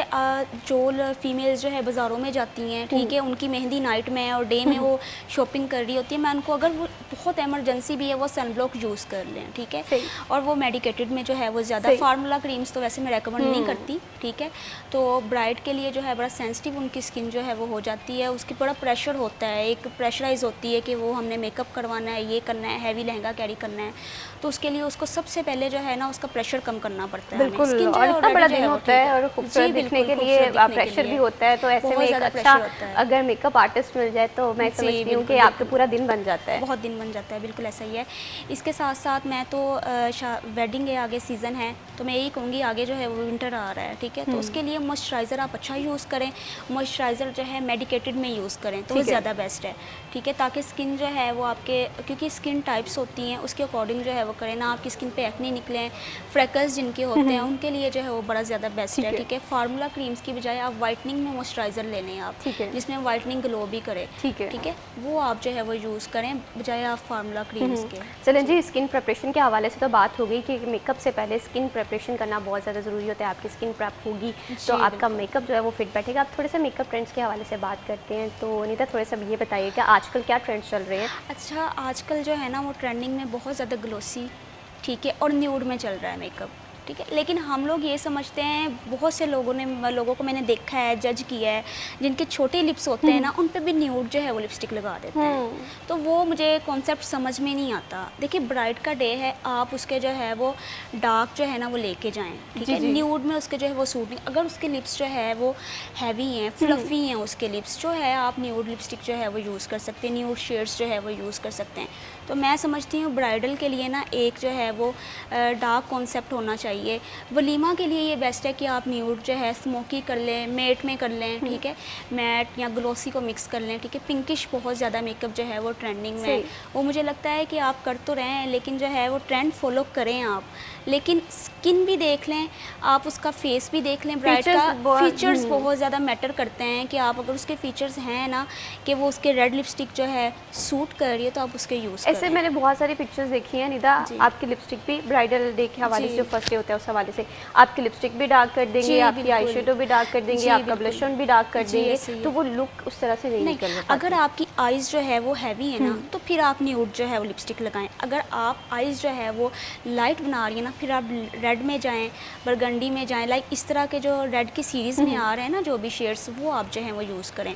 अगर आपकी आइज़ भी जो है वो नॉर्मल है और लिपस्टिक भी जो है वो न्यूड में जा रही है, तो वो तो पार्टी मेकअप में चला जाएगा ना आपका। एक कैजुअल में जो है लुक, जो ग्लोसी मेकअप लाइक एक फ्लॉवलेस के लिए जो स्किन के लिए करता है, वही चल रहा है। तो आपको कभी ये मुश्किल हुई है कि लोग सोशल मीडिया पे हम देखते हैं वीडियोस, अगर एक वीडियो मुझे बड़ी प्यारी लगी है तो मैं ये सोचती हूँ कि ये मेकअप शायद मेरे भी अच्छा होगा, आपके पास भी आते होंगे, लेकिन वो उनके फीचर के अकॉर्डिंग नहीं बैठ रहा होगा। तो ऐसी बेशुमार गलतियाँ हम करते हैं कि कोई भी अकाउंट को फॉलो करके जो चीज़ें हमें सोशल मीडिया पर दिख रही होती हैं।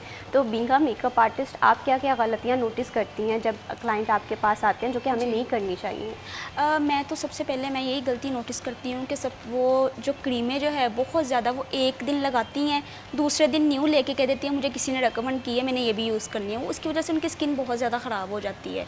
उनकी स्किन, वो समझते हैं कि सिर्फ हम मेकअप आर्टिस्ट के पास जाएंगे, सैलून में जाएंगे तो उन्होंने ही हमें सेट कर देना है। थोड़ी सी उनकी खुद की कोशिश होती है, थोड़ी सी हमारी कोशिश होती है, फिर जाके जो है वो चीज़ें जो है वो सेटल होती है। देखिए मेकअप जो है ना हर घर में पड़ा है, हमें लगता है कि मुझसे ज़्यादा आपके घर में मेकअप होगा, ठीक है, लेकिन क्या है टेक्निक्स नहीं है, यूज़ नहीं करना आता, ठीक है। हम सिर्फ दो ही जो है, अगर एक पैलेट ले लें मेकअप का, एक ब्लश ऑन ले लेना, उसी के साथ मेकअप कर सकते हैं। उसकी रीज़न क्या है, टेक्निक्स हैं, ठीक है। तो टेक्निक्स के साथ ही जो है ना वो मेकअप किया जाता है। और ये जो अभी मैं कहूँगी कि बहुत से लोग जो होते हैं ना वो समझते हैं कि सैलून में जाएंगे और बस ये मेकअप करके तैयार होके आ जाएंगे, बाद में भी आपका मेकअप जो है वो डैमेज करता है स्किन को।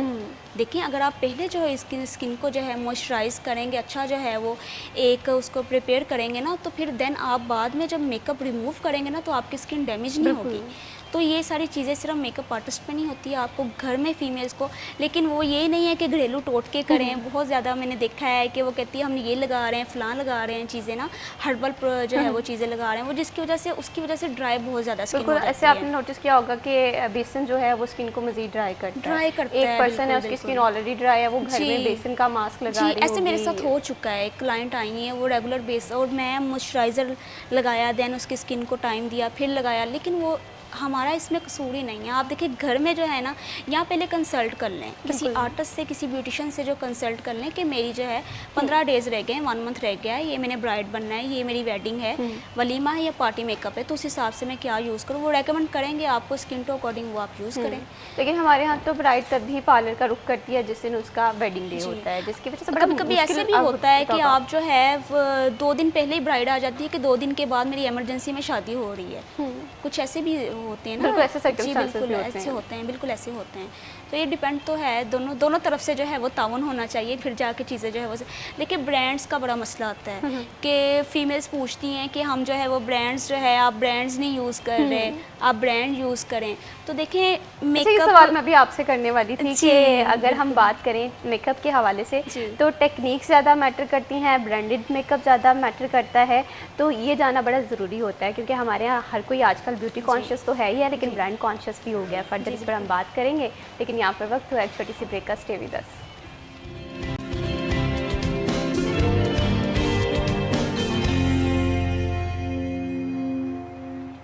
वेलकम बैक जी। खूबसूरती के हवाले से हम प्रोग्राम में बात कर रहे थे कि खूबसूरत दिखना जो है वो आजकल के दौर में बहुत ज़्यादा ज़रूरी है। कोई भी इवेंट हो, मेहंदी का हो, बारात का हो, वलीमे का हो, अगर आप खूबसूरत नहीं दिखते, एक तो आपकी पिक्चर्स प्यारी नहीं आती और दूसरा आपको एक कॉन्फिडेंस नहीं मिलता है। तो खूबसूरत दिखने के लिए मेकअप बहुत ज़्यादा ज़रूरी होता है ख़वातीन में, लेकिन बहुत गलतियाँ कर देते हैं और अक्सर हम कहते हैं कि ऑल अराउंडर जो हैं वो हमें क्रिकेट में मिलते हैं। नहीं, आज के दौर में मेकअप भी इस तरह से होता है। आप मेहंदी वाले दिन भी वो मेकअप कैरी कर सकते हैं, आप वलीमे वाले दिन भी वो मेकअप करवा सकते हैं, पार्टी वेयर भी वही मेकअप होता है, क्योंकि टेक्निक्स को फॉलो करना बहुत ज़्यादा ज़रूरी होता है। तो आज आपके लिए एक ऐसा मेकअप हम लोग करवाएंगे। निदा हमारे साथ मेकअप आर्टिस्ट मौजूद हैं, जो कि आप मेहंदी वाले दिन भी वो लुक कैरी कर सकते हैं। बारात वाले दिन तो खैर हैवी मेकअप होता है, लेकिन वलीमा, इंगेजमेंट, कोई भी इवेंट हो उसे आप कैजुअली भी कर सकते हैं।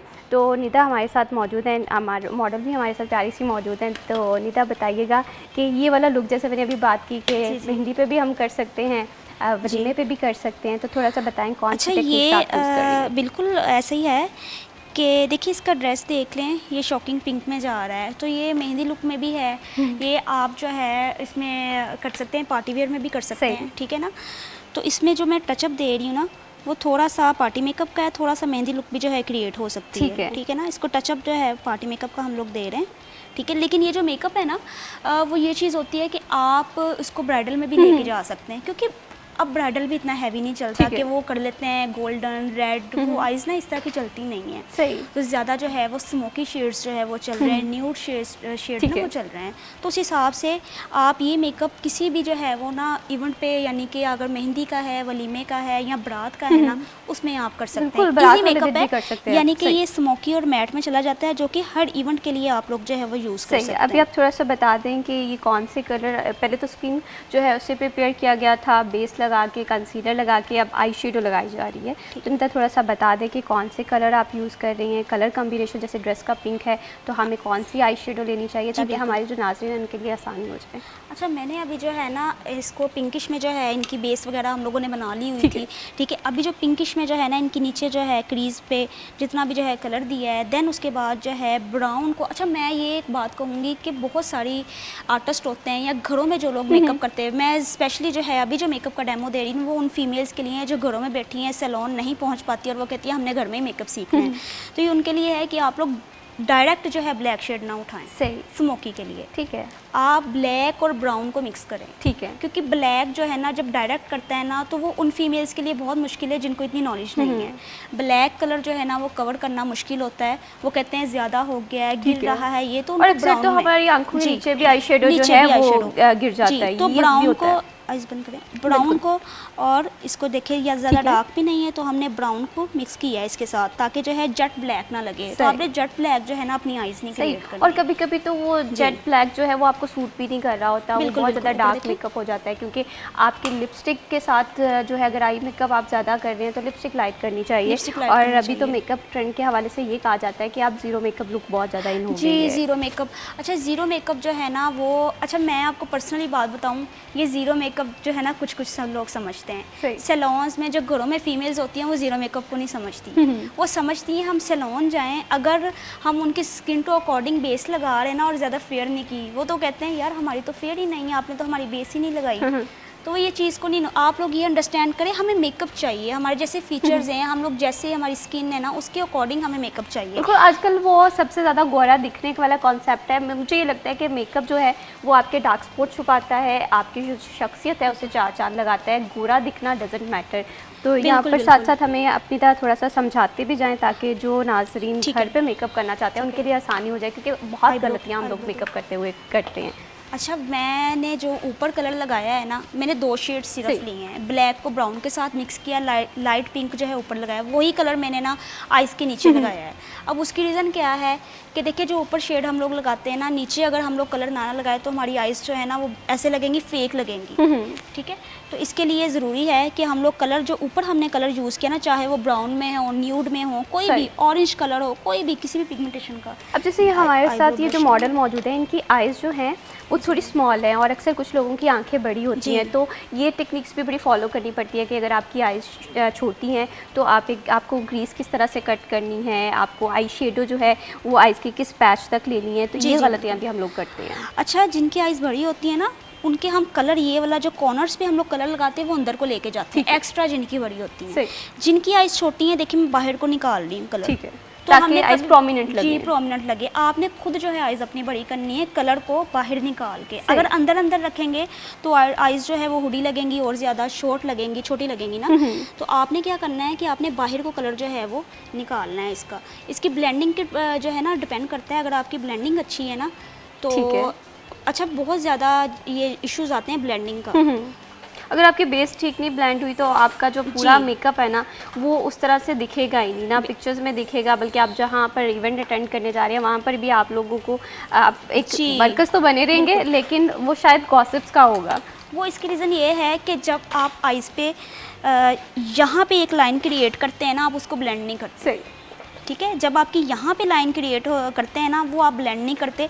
आपने यहाँ पे बहुत सारे ब्रशेस जो है ना वो फीमेल्स क्या करती हैं, ये पकड़ा, ठीक है, ऊपर से आइज़ के यहाँ से जो है वो उन्होंने कलर लगाया। ठीक है। कलर हमेशा नीचे से लगा के ऊपर उठाते हैं। ठीक है।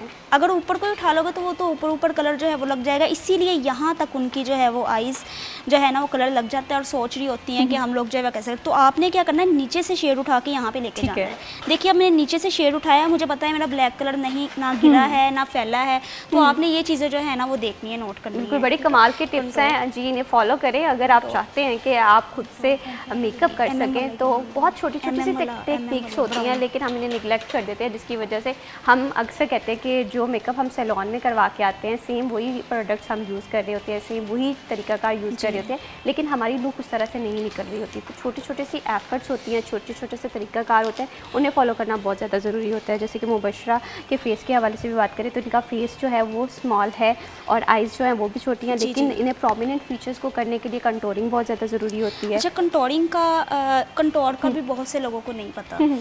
बहुत से लोग ये कहते हैं, फीमेल्स ये सोचती हैं कि हमने जिनका छोटा फेस है, लाइक आपका फेस के हिसाब से अगर मैं कहूँ तो अगर आप सोचे ना कि बेस लगा लिया तो कंटोर नहीं होनी। हाँ, मुझे ये लगता है कि मेरा फेस छोटा है तो कंटोर लेकिन ये नहीं भी कंटोर चलेगा। जो है ना वो लाइट कलर में जो है वो ज़रूरी है। ठीक है। तो मुझे लगता है कि कंटोर का टचअप देना ज़रूरी है। सही। लेकिन फीचर्स हमारा जो है ना वो फीचर्स बने हुए हैं फेस के, 3D टाइप है। अल्लाह ने हमें 3D जो है फेस दिए हुए, उस हिसाब से हमने जो है अगर बेस लगा दी तो बिल्कुल वो तो इसी तरह flat से हो है। गया बेस ना। के साथ साथ ब्लश ऑन जो है वो भी काफ़ी ज़्यादा ज़रूरी है। कंटोरिंग के हवाले से हम फर्दर भी टिप्स भी जानेंगे, लेकिन यहाँ पर जो वक्त हुआ है एक छोटी सी ब्रेक का हुआ है, कहीं मत जाइए हमारे साथ।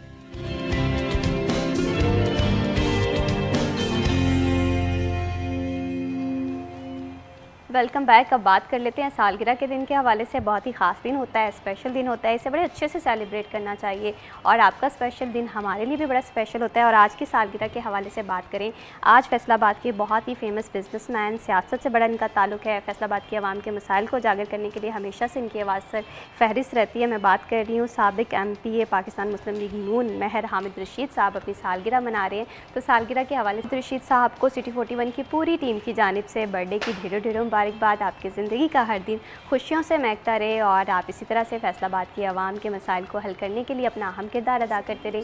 और जो दूसरी सालगिरह हमारे पास मौजूद है वो है चौधरी मोहम्मद अहमद नासिर जज्जा की। तो देखते हैं ये क्लिप।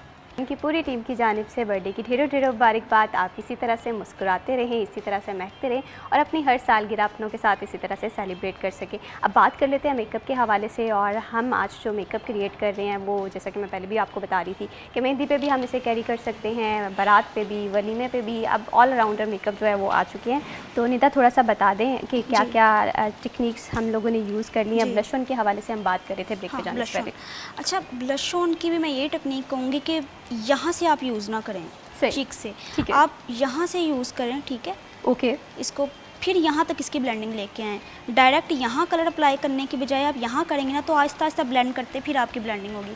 ब्लश ऑन को जब भी आप करते हैं तो इस तरह से रब करें थोड़ा सा, ताकि वो ब्लेंड हो जाए। उसके जो पार्टिकल्स होते हैं ना ब्लश ऑन के, पाउडर ब्लश ऑन जो होता है वो उसके बहुत ज़्यादा स्किन पे रह जाते हैं और हमें लगता है जैसे पोर्स ओपन हमारे हुए हैं, ऐसे होता है। और अक्सर हम ये भी गलती करते हैं, ये ब्लश ऑन से ब्रश किया और बगैर उससे साफ किए हम फौरन से डायरेक्टली स्किन पे अप्लाई कर देते हैं। जी बिल्कुल ऐसे ही है, बिल्कुल ऐसे तो ही है। ये गलती भी नहीं करनी अच्छा, ड्राई स्किन के लिए ब्लश ऑन, ठीक है, जो टिंट आजकल चले हुए हैं, ठीक है ना, क्रीमी ब्लश ऑन भी है, क्रीमी ब्लश ऑन टिंट चले हुए हैं, ठीक है, और पाउडर, ये डिफरेंट है, ठीक है ना। सही। क्रीमी जो ब्लश ऑन है ना उसको बहुत प्रोफेशनल बंदा हैंडल कर सकता है, ठीक है।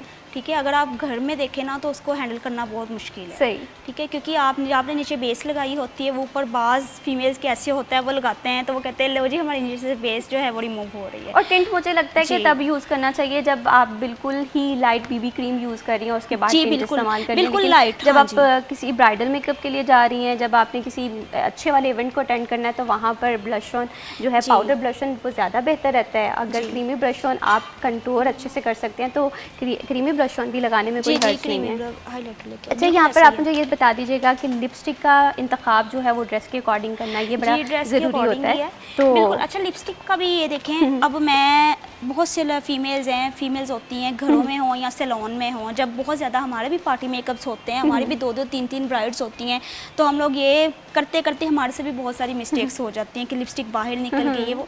तो आप लिप पेंसिल के साथ जो है वो इसको पहले जो है वो एक ड्रॉ कर लें अपने लिप्स को, जितनी जो है अकॉर्डिंग टू। अगर आपकी यहाँ पे फिर भी लिपस्टिक जो है वो निकल रही है बाहर तो उसको कंसील कर लें। कंसील कैसे करना है आपने, थोड़ा सा मैं आपको ये गाइड कर देती हूँ। ये लाजमी बताएं जी।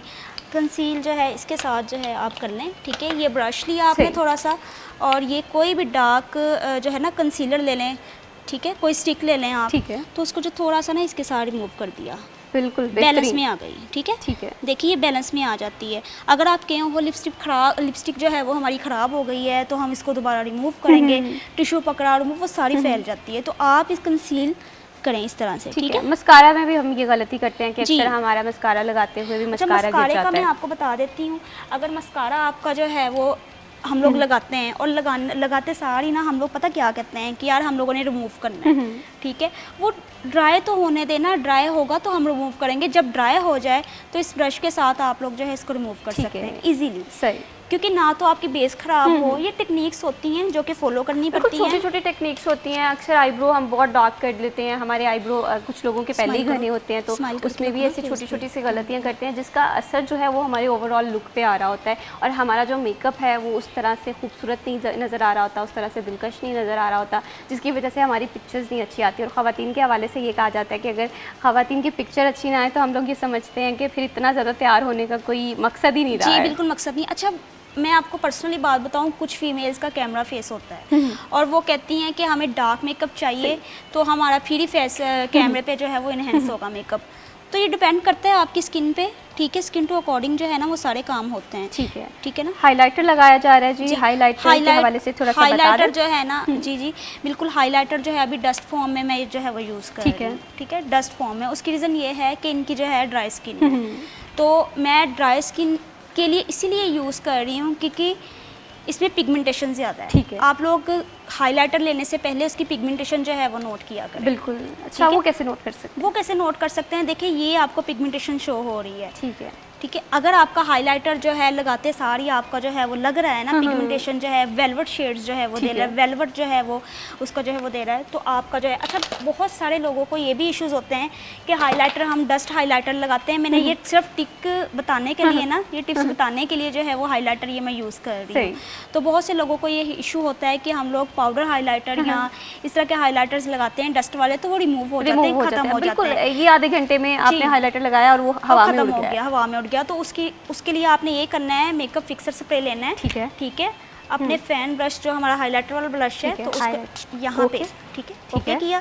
देन उसको जो है आपने यही ब्रश उठाया, इसको जो है वो कर लिया, ठीक है। इसको अच्छी तरह से ब्लेंड करना है ताकि, और ये जो है हमारा हाइलाइटर लग गया, स्टे करेगा, ठीक है। मेकअप फिक्सर जो है हम लोग यूज़ कर सकते हैं, कोई इसमें जो है। अच्छा, ज़्यादा जो है हाइलाइटर जो है उसकी पिगमेंटेशन जो है ग्लोसी दिखाने के लिए भी ये बेस्ट है, सही। तो आपने क्या करना है, हाइलाइटर को फिर आपने जो है इस तरह यूज़ कर लिया। अच्छा, ये भी हाइलाइटर भी स्किन टू अकॉर्डिंग जो है आपके फीचर्स के हिसाब से लगता है, लेकिन आजकल हाइलाइटर हमारे यहाँ पे फिक्स हुए हैं, ठीक है। ट्रेंड बड़े चेंज हो जाते हैं, तो फॉलो करना बहुत ज़रूरी हो गया जी मेकअप के लिए। फॉलो करना ज़रूरी है ट्रेंड को। मुझे लगता है कि अगर आप, ठीक है, फीचर्स आप देखते हो, लेकिन अगर आप अच्छे मेकअप आर्टिस्ट हो ना तो वो आप उस ट्रेंड के हिसाब से उस फीचर्स को बना सकते हो। लेकिन कभी कभी ऐसा होता है कि हम घर से कोई लुक देख कर आए होते हैं और वो अक्सर लुक हम पे सूट नहीं कर रही होती है, तो आप एक्सपर्ट की जो राय है उसे लाजमी कंसीडर किया करें अगर आप खूबसूरत दिखना चाहते हैं। निदा ये भी बताइएगा कि पिछले दिनों 3D मेकअप बड़ा इन रहा है जी, जी। आपका, और आजकल आप 3D मेकअप नहीं कर रही हैं, इसकी जी। क्या रीज़न है? अच्छा, उसकी रीज़न ये है, बड़ा अच्छा सवाल आपने पूछ लिया। बहुत सारे लोग ये मुझसे पूछते हैं। मैं जब व्लॉगिंग पॉडकास्ट वगैरह नहीं थे, टिकटॉक न्यू थी, तब मेरा 3D मेकअप बहुत ज़्यादा वायरल हुआ था। असल में वो 3D मेकअप नहीं था। ठीक है। 3D मेकअप होता ही नहीं है कोई। सही। बेसिकली ये लोगों ने सिर्फ मुझे देख देख के कह दिया कि 3D मेकअप है। 3D मेकअप बेसिकली आप मेकअप बिल्कुल नहीं है। नहीं, 3D मेकअप नहीं। देखिए, अल्लाह पाक ने हमें ऑलरेडी 3D फेस दिया हुआ ठीक है। है। 3D तो वो होता है ना, फीचर्स बने होते हैं। 3D कुछ नहीं होता, हमारा तो ऑलरेडी 3D फेस है, उसको सिर्फ इन्हेंस करना है हमने सही। फीचर्स को। बिल्कुल सही। क्रिएटिविटी फेस पे होती है, ठीक है। वो सब ने जो है काफ़ी फेमस हुई, जिसकी वजह से 3D मेकअप आप कर रहे हैं। मैं ठीक है यार, 3D आप कह रहे क्रिएटिविटी हैं, इन्हांस क्रिएटिविटी करना होती इसका है। मेकअप आर्टिस्ट पे बड़ा होता है। जी। कभी-कभी बड़े खूबसूरत चेहरे होते जी। हैं, लेकिन बिल्कुल वो ऐसे ही मेकअप है। आर्टिस्ट बिल्कुल के ऐसे पास ही वो है। टेक्निक्स मस्कारा नहीं वगैरह होती, तो वो उस तरह से उभर के जी। नहीं आ रहे होते हैं। बिल्कुल। तो वो मैंने इसीलिए छोड़ दिया कि मैं जब स्टार्ट में करने लग पड़ी ना, तो मैंने अपने फेस पे कभी जो है वो ठीक है। कुछ बना लिया, कभी कुछ, इवन के इमरान खान का फेस बना लिया, नवाज शरीफ का फेस बना लिया, तो वो सारी चीज़ें क्रिएटिविटी। लेकिन मैं ना बाद में मुझे रियलाइज़ हुआ 1-1.5-2 मंथ, तो मैंने अदर न्यूज़ चैनल्स ने भी सही। मेरे जो है इंटरव्यूज़ लिए, यहाँ पे भी मैं पहले आ चुकी सही, हूँ। तो वो ये था कि मैं ना बहुत ज़्यादा ना प्रेशराइज़ हो गई थी। मैं प्रेशर में चली गई थी, डिप्रेशन मुझे होने लग पड़ा था। मुझे नहीं पता कि ये क्यों हुआ, लेकिन मुझे लगा ये मेरे लिए ना सही नहीं रहा। बिल्कुल इसी तरह से है, जैसे जैसे मेकअप के जी। ट्रेंड्स इंसान के बदलते रहते हैं, उन्हें फॉलो करना बहुत ज़्यादा ज़रूरी होता है। खूबसूरत दिखना जो है जी, वो बिल्कुल। आजकल के दौर में ख्वाब जी, भी है, बिल्कुल और ऐसे ख्वाब ही के साथ साथ एक महंगा ख्वाब है। और महंगे ख्वाब को अगर आप फॉलो करना चाहते हैं, तो जी। अक्सर ये बात होती है नानिदा जी, कि ट्रेंड। जो ब्रांडेड जो है ब्रांडेड मेकअप जो है वो जी। इस्तेमाल करना चाहिए। हाँ जी, टेक्निक बिल्कुल। जो है वो ज़रूरी है कि नहीं है, तो इस पर मैं आपका जवाब ज़रूर जानूंगी। जी, लेकिन बिल्कुल। वक्त है एक छोटी सी ब्रेक का, कि मत जाइए, स्टे विद।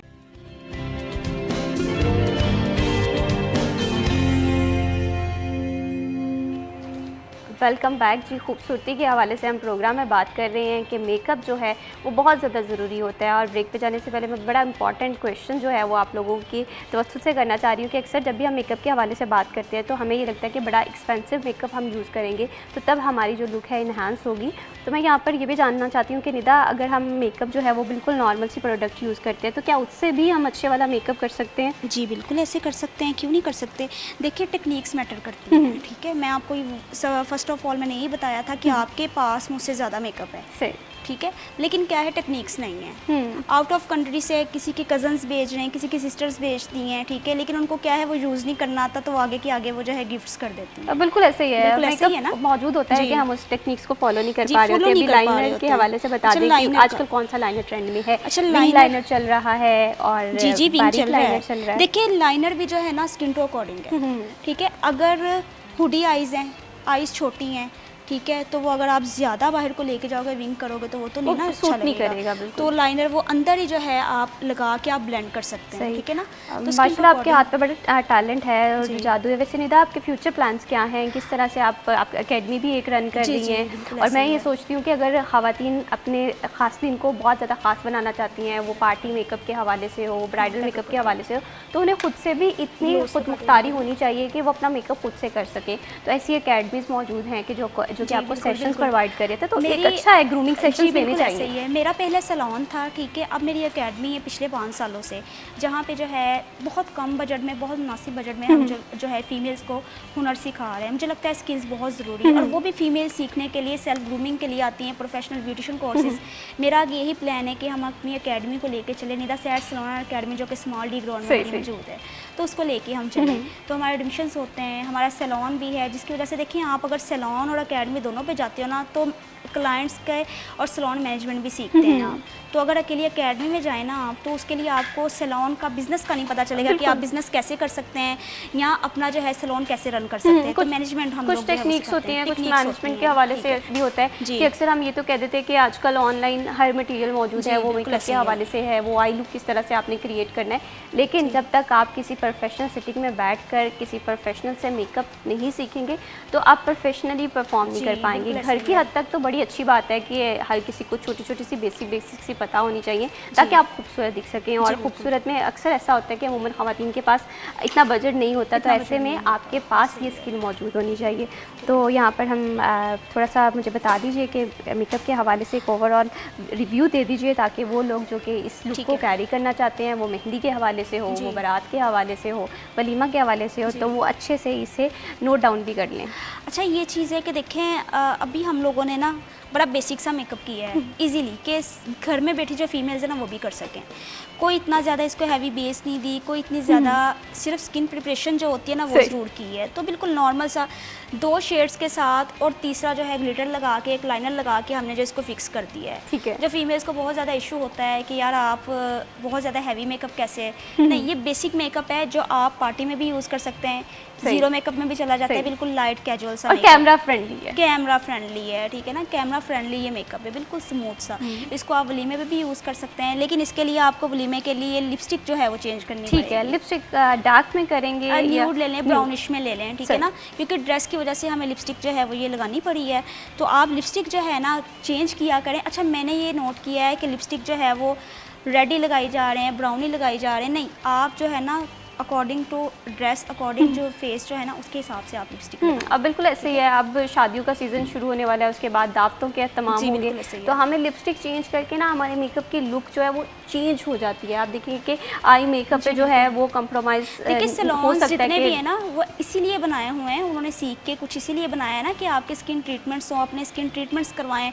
बहुत से लोगों को इशू है यार हमने सैलून नहीं जाना, हम ट्रीटमेंट्स नहीं करवा सकते, ठीक है, ये हो जाएगा वो, नहीं, ऐसा कुछ नहीं होता। आप अच्छी जगह पे जाएं, अच्छी प्लेस पे जाएं, पहले कंसल्ट करें, सोचे समझे, देन आप ट्रीटमेंट्स करवाएं, स्किन को प्रिपेयर करें, हेयर ट्रीटमेंट्स करवाएं।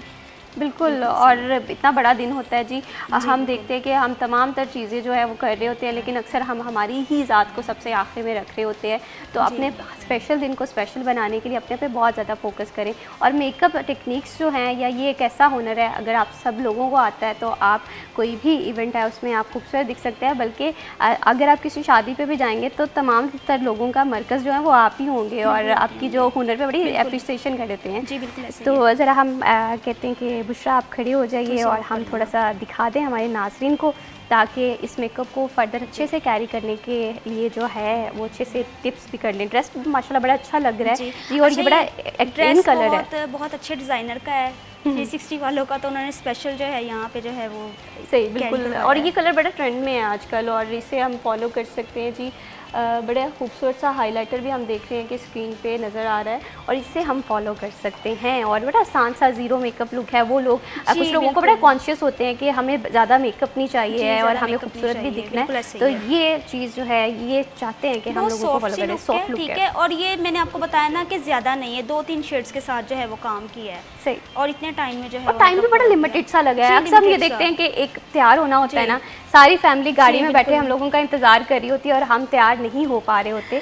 तो ऐसे में मिनटों में जो मेकअप है वो आसान तरीके से हो सकता है और कोई इतनी एक्सपेंसिव प्रोडक्ट्स नहीं इस्तेमाल कर सकते। आप अच्छे से और लिमिटेड टाइम में एक अच्छा लुक कर सकते हैं, ठीक है। और हाइलाइटर के हवाले से एक दफ़ा हम थोड़ा सा दोबारा से रिव्यू ले लेते हैं ताकि हम लोगों के लिए जो लोग हमें देख रहे हैं वो इस चीज़ को अच्छे से फॉलो कर लें। स्प्रे और वो ब्रश करना।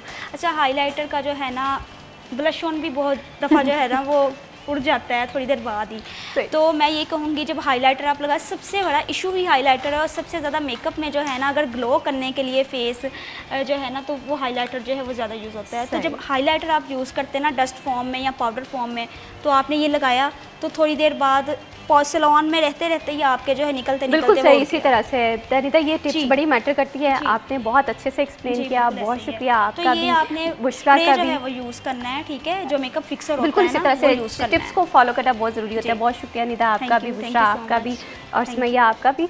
तो ये थी छोटी छोटी सी टिप्स मेकअप के हवाले से हो। और मेकअप आजकल ज़ीरो मेकअप चल रहा है। आई होप तो आप लोगों के लिए बड़ा इन्फॉर्मेटिव रहा होगा। नेक्स्ट टाइम जब भी मेकअप के लिए किसी इवेंट के लिए तैयार होंगे तो आप इस लुक को लास्ट में फॉलो करिएगा, बड़ी तारीफ़ होगी आप लोगों की। इसी के साथ मैं भी शबीब को दीजिए इजाज़त, अल्लाह हाफ़िज़।